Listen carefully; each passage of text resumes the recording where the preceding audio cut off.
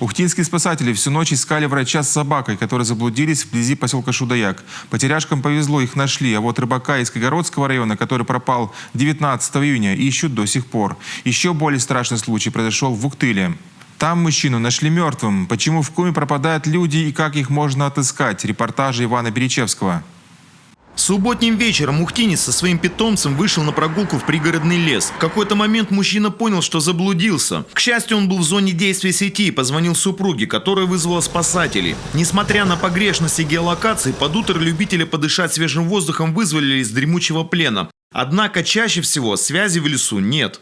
Если отсутствует связь, необходимо, наверное, прислушаться к тому, возможно, человек услышит дорогу, либо автомобильную, либо железную, либо, возможно, самолет летит, направление какое-то.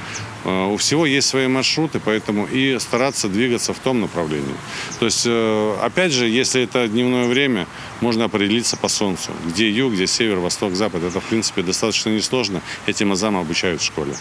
Еще один мужчина в поселке Кажемка Игородского района 18 июня ушел на рыбалку. Какое-то время его телефон был в сети, но на звонки никто не отвечал. Запеленговать сигнал не удалось. Местные жители предполагают, возможно, рыбаку стало плохо, у него имелись проблемы со здоровьем, а накануне он злоупотреблял алкоголем.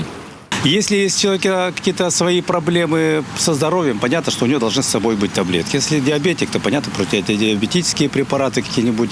Если человек страдает повышенным давлением, то понятно, гипотензивные какие-то препараты. Ну, с собой. Каждый знает, что ему брать с собой. У нас были такие случаи, к сожалению, когда пожилые люди уходили не туда, куда обычно ходят. Вот, мы ищем сначала там, где говорят родственники, вот он только туда ходит. А на самом деле потом в другой раз находим его совершенно в других местах. Вот. К сожалению, были и такие уже случаи, когда уже находили уже и неживых людей пожилых. Недавно в Уктыльском районе у реки Печора нашли тело пропавшего пенсионера. Причины смерти устанавливаются. Нередко бывает, что сотрудники спаскоми ищут людей по заявке следственных органов. Как правило, это тела с признаками насильственной смерти. Но чаще всего, как говорят спасатели, приходится искать наркоманов, которые отправляются в лес за так называемыми закладками и употребляют дурман прямо у тайника. Из-за помутненного рассудка люди теряются в пространстве. Век продвинутых технологий, в поиске используют самые различные гаджеты, при этом не отказываясь от традиционных, дедовских методов. В отряде спаскоми есть и четвероногие сотрудники. Под чутким руководством кинолога пес Марти заступает на службу сутки через трое. Ему 8,5 лет, он покупался для нашей службы, поэтому все 8,5 лет он на службе. А сколько уже на счету у него найденных?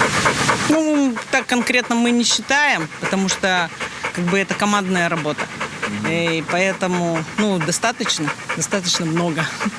В этом году уже потерялись почти 70 человек, из них 14 утонуло. 6 нашли в лесу уже мертвыми, 10 пропавших ищут до сих пор. Сотрудники МЧС призывают тех, кто решил отправиться в лес или на рыбалку, соблюдать элементарные меры предосторожности. Всегда предупреждать близких о запланированном маршруте и не сходить с пути. При себе иметь достаточный провиант и аптечку. Находиться на воде только в спасательном жилете. И самое главное, каким бы ни было путешествие, оно должно быть на трезвую голову.